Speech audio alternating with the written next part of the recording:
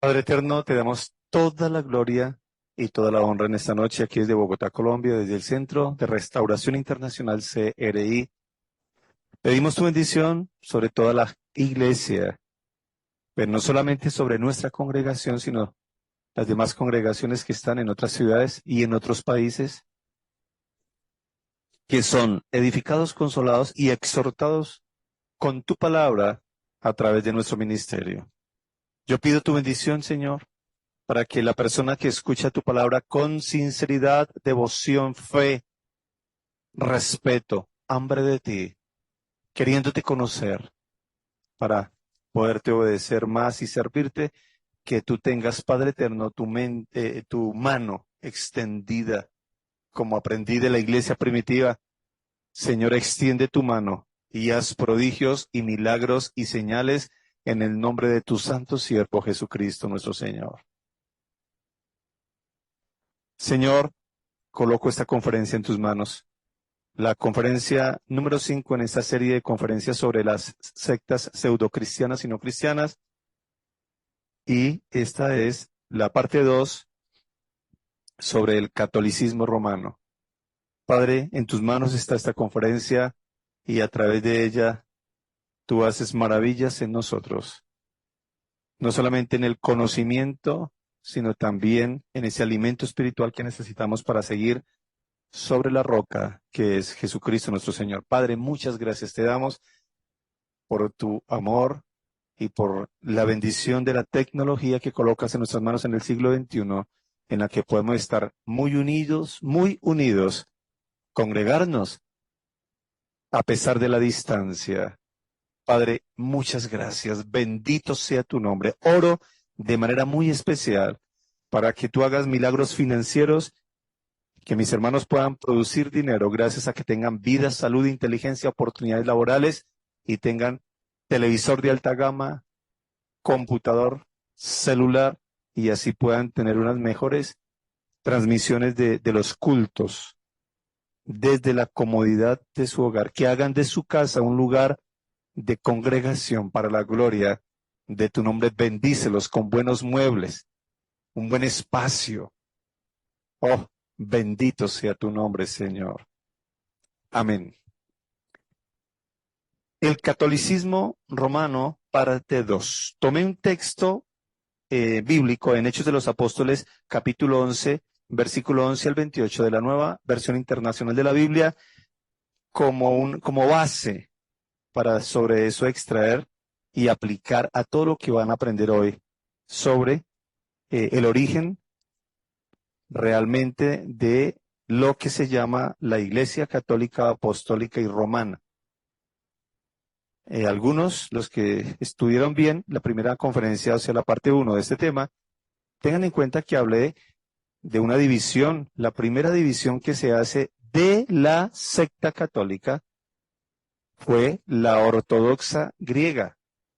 Entonces, para que sepan que la Iglesia Católica como tal es una secta donde toman el cristianismo, lo corrompen, Roma y toda su ideología y deidades y adoración a otros dioses, toman el cristianismo, infiltran sus creencias, repito, al cristianismo lo degeneran a través de los siglos, pero de esta secta ya salió la primera, aunque intentaban ser más correctos, porque la ortodoxa, que más adelante entenderán, significa correcta doctrina.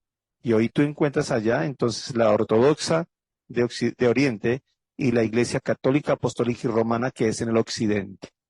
Entonces, todo eso vamos aprendiendo. De paso, historia de la Iglesia, mis amados.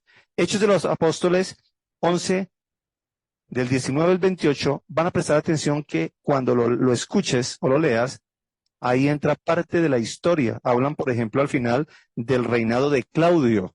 Entonces tú investigas quién fue Claudio y encuentras que fue un emperador. Algunos detalles los enseñaré ahora. Entonces, cuando alguien contradiga que la Biblia es un libro histórico, no sabe lo que está diciendo. Ahí hay historia, hay puntos geográficos. La arqueología lo demuestra, la historia lo demuestra. Entonces, es bueno estudiar para que no escuchemos estupideces. Ahora que es tan fácil ir al internet y saber lo que uno quiera, y informarse, pero en muchos casos desinformarnos. Entonces aprendan bien la riqueza de la palabra del Señor. Ahí está la historia, está eh, realmente la geografía en el lugar donde se desarrollaron los acontecimientos, personajes políticos, como en este caso Claudio, etcétera, paralelamente a la iglesia. Mucha atención. Dice la palabra del Señor, Hechos 11, 19, 28. Los que se habían dispersado a causa de la persecución, estamos hablando de la iglesia primitiva, la real, la fundada en Jerusalén, se desató una persecución por el caso de Esteban. ¿Se acuerdan cuando asesinaron a Esteban? Entonces los que se dispersaron llegaron hasta Fenicia, Chipre y Antioquía, sin anunciar a nadie el mensaje, el de Cristo, excepto a los judíos. Sin embargo, había entre ellos algunas personas de Chipre y de Cirene que al llegar a Antioquía comenzaron a hablarles también a los de habla griega, o sea, a los gentiles, no solo los judíos, a los de habla griega, y les anunciaban las buenas nuevas acerca de Jesús, o sea, el Evangelio. Recuerden que esto lo escribió Lucas, Hechos de los Apóstoles, médico por cierto, y él era parte del equipo del apóstol Pablo. Lucas fue entonces siervo de Dios, médico, y fue historiador. Gracias a él tenemos Hechos de los Apóstoles. Continúo leyendo la palabra del Señor. El poder del Señor estaba con ellos y un gran número creyó y se convirtió al Señor. La noticia de estos sucesos llegó a oídos de la iglesia, presten atención, de Jerusalén, y mandaron a Bernabé a Antioquía. Porque hoy vamos a ver que la sede del cristianismo colocada en Roma es una farsa. Hoy lo vamos a estudiar históricamente. Entonces, noten que la verdadera iglesia del Señor está avanzando. Estamos rodeando el año 40 en adelante después de Cristo en este momento. Eso está pasando allí, porque más adelante miraremos a Claudio, que estuvo desde el año 41 hasta más adelante gobernando. Para esto Claudio está ahí como gobernador, lo miraremos. Entonces noten algo, cuando la iglesia con la sede real en Jerusalén, que es donde fue fundada la verdadera iglesia del Señor, se enteran que el evangelio está llegando allá por las partes de las personas de habla griega, entonces envían desde la sede central de Jerusalén hasta allí, envían en este caso a Bernabé. Sigo leyendo la palabra del Señor, cuando él llegó y vio las evidencias de la gracia de Dios, se alegró y animó a todos a hacer el firme propósito de permanecer fieles al Señor. Entonces, desde la sede central de la verdadera iglesia, fundada por el Señor, año 33 después de Cristo, envían a Bernabé para que confirme a los que acaban de convertirse a Cristo. Vea qué lindo. No desde Roma, ni mucho menos un papa, ni un obispo católico romano, nada que ver, porque eso no existía. Estamos hablando que más de 250 años después empezaría a formarse lo que luego se llamaría la Iglesia Católica Apostólica y Romana. Pero la verdadera Iglesia del Señor está militando desde el año 33. Sede, Jerusalén, aunque veremos más adelante que se quedarían sin sede, porque Jerusalén sería destruida, etcétera. Pero avancemos. Sigo leyendo la palabra del Señor. Después partió Bernabé para Tarso en busca del apóstol Pablo. Ellos sí son verdaderos obispos. En el momento que estoy hablando histórico, en la época de la iglesia primitiva. Ellos sí son verdaderos obispos. En ese caso, Bernabé se va para Tarso a buscar al apóstol Pablo. Y cuando lo encontró, lo llevó a Antioquía. ¿Comprenden eso? Donde se habían convertido personas a Cristo. Durante todo un año se reunieron con ellos dos, con la iglesia. ¿Dónde? Repite conmigo, en Antioquía. Durante todo ese año se reunieron Pablo y Bernabé con toda la iglesia y le enseñaron a mucha gente. O sea que muchos se convirtieron al Señor. Fue en Antioquía donde a los discípulos se les llamó, dice la Biblia, por primera vez, cristianos. Entonces el nombre correcto, si dijéramos de nuestra religión, es somos cristianos, seguidores de Cristo. Eso es todo lo que uno debe decir. Los católicos romanos Ellos aman su religión, al punto, como les enseñé ayer, que pasan por encima de la Biblia. Aman su religión, orgullosos de su sede central en Roma, orgullosos de su papa, orgullosos de sus obispos y cardenales, orgullosos de su pompa, de lo riquísimos que es, porque es la religión más rica del planeta, etcétera, y el católico es orgulloso de eso y de sus ritos y de sus santas y de sus santos y todo eso. Ayer hablamos sobre las diosas y los dioses romanos, entre otras cosas, y por eso es que la Iglesia Católica hace todo lo que hace, porque es sacado del paganismo. Pero la verdadera Iglesia del Señor, aquí vemos a Pablo, a Bernabé, desde la sede central en Jerusalén, se mueven, llegan a los lugares, predican el Evangelio, y la Iglesia del Señor iba creciendo, como pasó aquí en Antioquía. Tampoco se reunían en catedrales, nada que ver, ayer lo expliqué. Se reúnen en casas, porque la iglesia no son las paredes, la iglesia son las personas. Aquí no vemos sacerdotes vestidos de lino, aquí no vemos tremendas catedrales, bellas arquitectónicamente, sí lo expliqué, pero que aquí no estamos viendo ritos que hoy se conocen en la Iglesia Católica. No vemos absolutamente nada de eso en la verdadera Iglesia del Señor. Y por primera vez allá en Antioquía se les empieza a llamar cristianos a la iglesia. Sigo leyendo la palabra del Señor. Por aquel tiempo, unos profetas bajaron de Jerusalén. Noten otra vez, ¿de dónde? De Jerusalén a Antioquía. Uno de ellos, hablando de verdaderos profetas, llenos del Espíritu Santo, llamado Ágabo, se puso de pie y predijo por medio del Espíritu Santo que iba a haber una gran hambre en todo el mundo. Miren estas profecías. De verdad, hombres llenos del Espíritu Santo con un don de profeta real. Eso es otro tema para estudiar sobre los dones del Espíritu Santo. ¿Este hombre de dónde viajó? ¿Me están escuchando? Hermanos católicos que escuchan, no habla de Roma, no habla del Papa, no habla de nada de eso. No habla del Vaticano, que no existía todavía esa pseudo iglesia cristiana. Están hablando de Jerusalén. De allá venían. Por aquel tiempo unos profetas bajaron de Jerusalén a Antioquía. Uno de ellos, llamado Ágabo, se puso en pie, predijo por medio del Espíritu Santo que iba a haber una gran hambre en todo el mundo, lo cual sucedió durante el reinado de Claudio. Hay aportes culturales, políticos, históricos. Amén. Entonces, uno cuando estudia teología y arqueología y demás, dice, no, aquí el escritor de Lucas, de Hechos de los Apóstoles, nombró a Claudio. Amén, amados. Si notan, estaba ahí el emperador romano. ¿Quién gobernaba por esos días? Claudio. Y luego vendría una hambre tremenda. Se cumplió la profecía en tiempos del reinado de ¿quién? De Claudio. Ahora, algo sobre Claudio. Fue historiador y político romano. Fue el cuarto emperador romano de la dinastía de Julio Claudia. Y gobernó desde el 24 de enero del año 41 hasta su muerte en el año 54. Pues, ¿qué notamos ahí? Que la iglesia fundada por el Señor en Jerusalén, año 33 después de Cristo, ya está por los años 54 después de Cristo, y son miles de personas convertidas en muchas partes ya del mundo. Pero la Iglesia Católica Romana todavía no, ni se imaginará nadie que será fundada. ¿Vamos comprendiendo? Bien. Este Claudio fue de entre los primeros emperadores de Roma. Claudio es el más olvidado.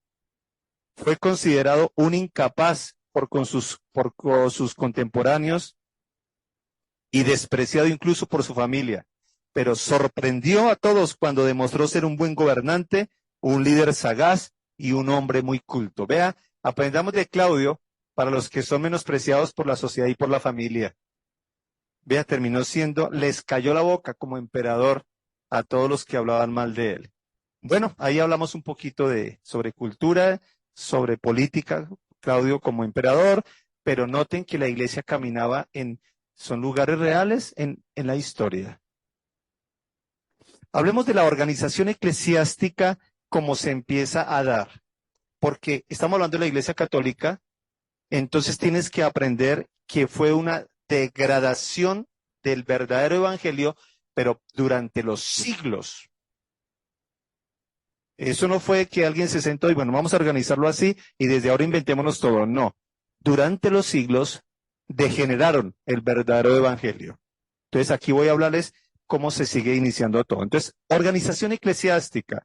La iglesia cristiana nació en Jerusalén en el día de Pentecostés, año 33 después de Cristo. Durante los siguientes 37 años, hasta la destrucción de Jerusalén, que fue en el año 70, por cierto, profetizada por Jesús, los que leen la Biblia lo saben, Jerusalén se destacó como centro de operaciones o sede del cristianismo. ¿Ven por qué coloqué el primer texto para contextualizar la historia de la iglesia que les estoy enseñando? Pero con el establecimiento de iglesias fuertes en las diferentes ciudades, como por ejemplo, les hablé de Antioquía, ciudades de mayor importancia de cada país, el gobierno eclesiástico se desarrollaba sobre una base local y regional y no central. ¿Me hago entender? El evangelio se extendió. Se convertían tantas personas en ciertas ciudades, metrópolis, entre otras. ¿Qué hacían? Se originaba una iglesia y otra, que se reúnen en casas, y entonces ahí se iba formando un lugar para gobierno de la iglesia en cada región. No había una central como tal, teniendo en cuenta que la central en Jerusalén se había acabado. ¿Se recuerdan? Se destruyó Jerusalén, hubo persecución, el templo de Salomón fue destruido, ellos quedan sin sede, por decirlo así, no hay sede central, porque Dios quería que su iglesia no tuviese una sede central como tal, porque el ser humano siempre quiere tener un dominio sobre todo, tiene que ver con la avaricia, la maldad, que luego sí lograría Roma. Para fundar su iglesia, hubo guerra, hubo mentiras, hubo manipulación de la palabra de Dios, hubo hombres malísimos, los papas, de todo, para lograr dominar e imponerse en como lo seguiremos estudiando. Pero la iglesia del Señor, como base central, no trabaja. El Señor está con todas sus congregaciones en todo el mundo. El que la dirige es el Espíritu Santo, siendo la cabeza Cristo. Bien. Ahora, con el establecimiento de iglesias fuertes en las ciudades de mayor importancia en cada país, el gobierno eclesiástico se desarrollaba sobre la base local y regional más que central. Ya lo expliqué. Al principio todos los pastores se llamaban obispos o presbíteros, pero con el tiempo se le empezó a llamar obispo solo a quienes tenían la dirección de las iglesias de cierta región, como ya les expliqué. Bajo su autoridad estaban los presbíteros y los diáconos, que son los que están pastoreando las iglesias locales.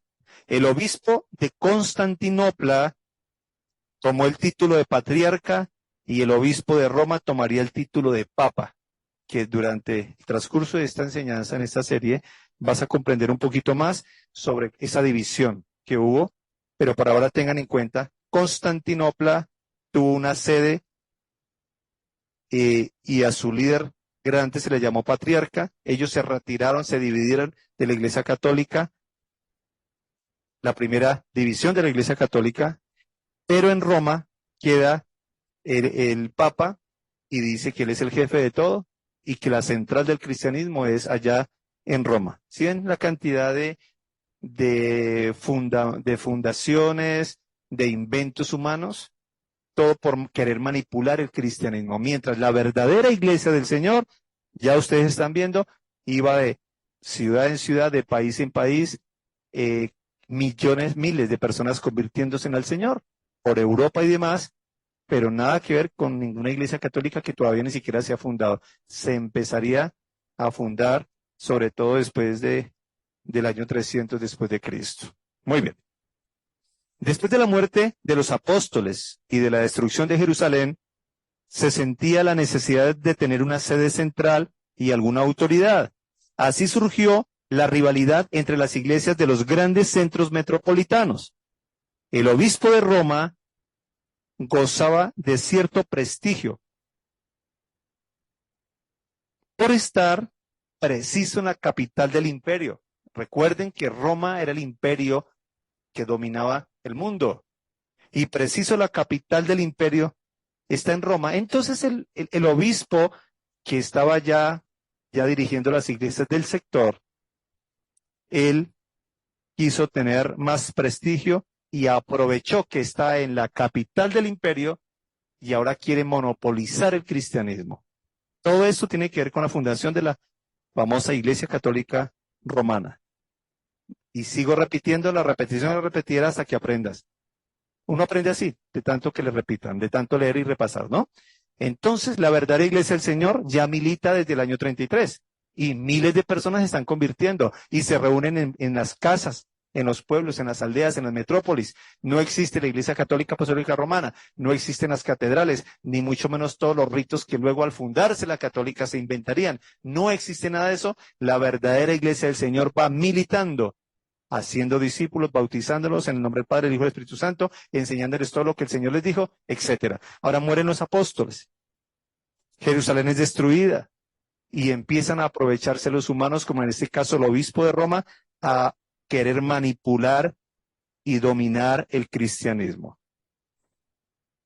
El obispo de Roma gozaba de cierto prestigio por estar en la capital del imperio. Los seguidores de lo que a futuro sería el papado, empezaron a enseñar, escuchen esto, que su obispo, al que luego se llamaría papa a través del tiempo,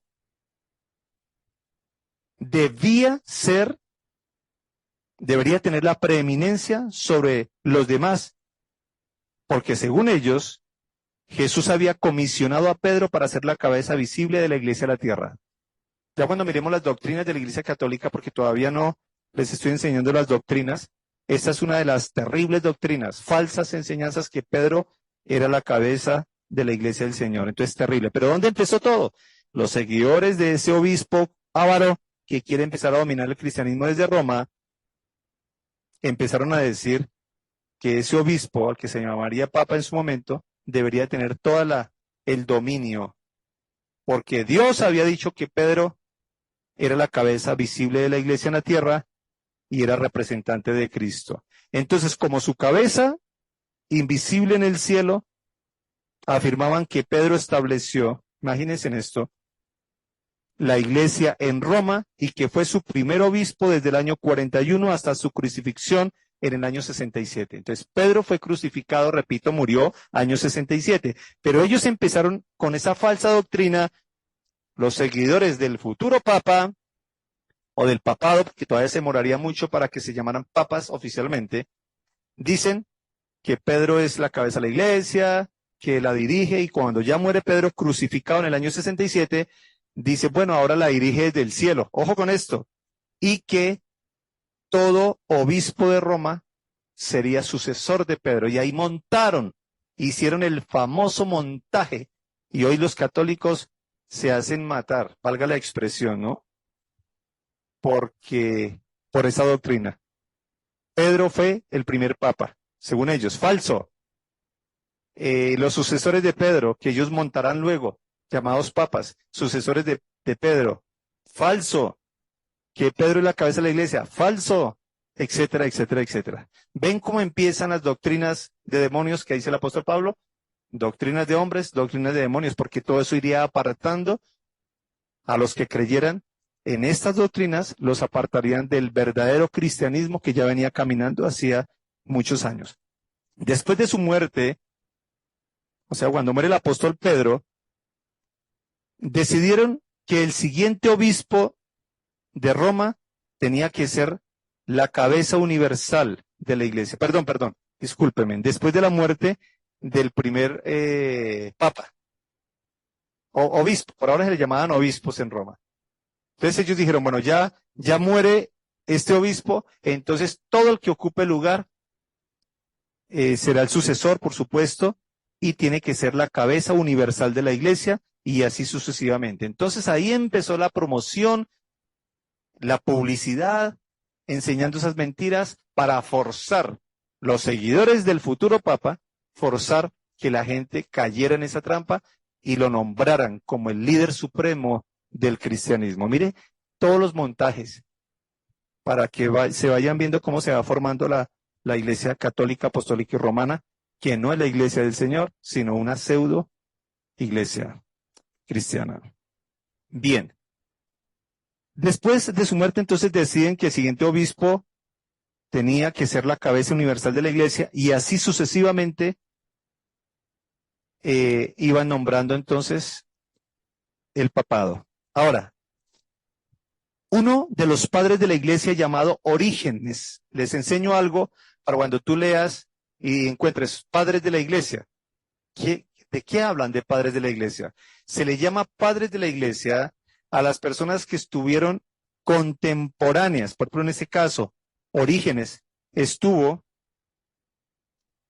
en tiempos cercanos a todo lo que estoy hablando y fue historiador, fue un gran creyente, un gran escritor, o sea, un hombre muy inteligente, hizo la tarea de lo que hoy llamaríamos de periodismo, de investigación, así como Lucas para escribir Hechos, escribió Lucas, Lucas, el Evangelio, y Hechos de los Apóstoles, por eso Lucas, historiador, investiga con las personas contemporáneas a la época. Eso fue ejemplo Orígenes. Entonces, padres de la iglesia se refiere a personas muy importantes, muy cristianas, que en esas épocas convivieron y de paso investigaron y escribieron cosas importantes. Ahora, respecto a esto que les digo de que Pedro fue el primer papa, que es el que lidera la iglesia, que Jesús lo puso a liderarla, que cuando murió Pedro entonces la lidera de manera espiritual, y todas esas mentiras,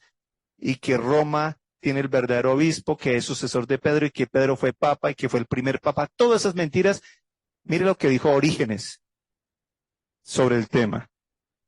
Uno de los padres de la iglesia llamado Orígenes, brillante escritor, visitó a Roma a principios del siglo III después de Cristo. ¿Comprenden eso? Justo cuando ya va bien el montaje. Eso fue algo gradual. Ya se está haciendo el montaje de esa falsa iglesia. Y Orígenes, ahí a principios del siglo III, se expresó de forma enérgica en contra de esa teoría. O sea, él se opuso en sus escritos y personalmente allí, obvio, dijo, falso, falso. ¿Cómo que Pedro, cuál papa, cuál obispo en Roma? ¿De qué están hablando? Cabeza de la iglesia, mentiras. Entonces sí notan que siempre está el diablo metido queriendo dañar el verdadero cristianismo. Como ya sabemos la historia, la Iglesia Católica se fundaría, engañaría a millones de personas. Ayer ya les dije que en el mundo hay 1.300 millones de católicos, aunque realmente el mundo ya tiene 8.000 millones de habitantes, entonces tampoco es que sea tan grande, pero sí es muy grande. Han engañado a través de la historia a millones de personas con esa falsa enseñanza. Entonces, Orígenes, gracias a la historia, encontramos cómo se opuso a esas farsas y se opuso a las herejías y a esas falsas doctrinas. Siempre había la verdadera iglesia oponiéndose al levantamiento de esta nueva secta. Muy bien.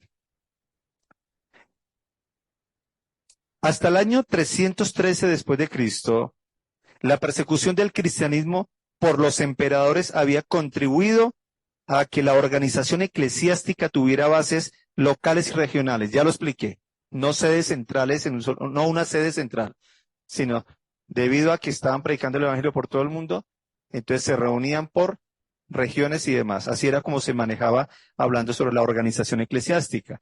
Gracias a la persecución del mismo Imperio Romano, ocurría esto, y que no fuera centralizado. Pero todo cambiaría al ser oficializado el cristianismo como religión oficial del imperio. En el tema número 1 lo expliqué ayer, cómo cuando Constantino lo oficializa, ahora viene un problema, porque ahora quieren manipular el cristianismo y todo eso serían pasos para fundar la famosa religión católica, apostólica y romana. En el año 330, Constantino mudó la capital del imperio a Bizancio, a lo que llamó Constantinopla. El patriarca de la nueva capital, o sea, ya en Constantinopla, consideraba que él era el que debía ejercer la autoridad máxima entre las iglesias, o sea, allí en el oriente. y que no el obispo o papa de Roma, y menos someterse a él.